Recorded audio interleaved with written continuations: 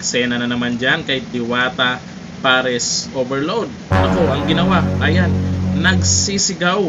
Kasi isauli daw niya yung binili niyang pares at si Kenjoy dahil di daw siya nasarapan. At isa pa, ito, napaka ano naman ng babaeng to.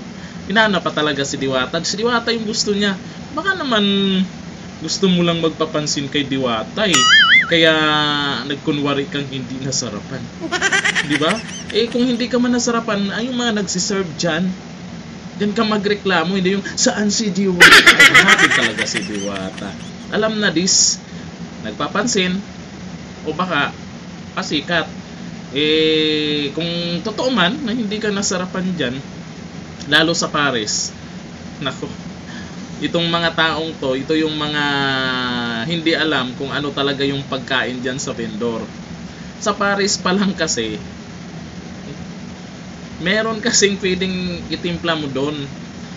Diba pag kumain ka ng pares, kung kulang sa, ikaw yung pwedeng maglagay ng panimpla, nandiyan nakalagay naman yan sa mesa. Kahit sa ang pares naman, meron yan para ikaw mag-adjust. Kung gusto mong manghang, meron silang sili. Lahat yan, lahat ng dyan sa vendor may ganyan.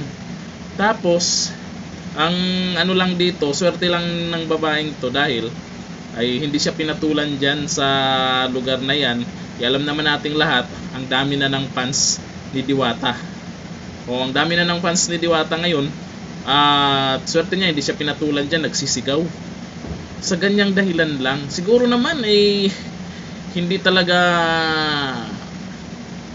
talaga sanay yung panlasa mo sa mga ganyang pagkain. Ang dami dyan sa Pasay. Paalala, yung Diwata Pares Overload ay gaya din yan sa mga dyan sa mga parisan, dyan sa mga vendor. Iba nga lang kay Diwata dahil siguro masyadong mabait po sa tao yan at marunong makisama at nauso yung pa-overload niya at talagang tipid naman talaga. Eh kung talagang gusto mong pang sosyalan, ay ang dami dyan sa Pasay, kaliwat kanan yung mga ano dyan, mga restaurant, mga pang-yamaners na restaurant.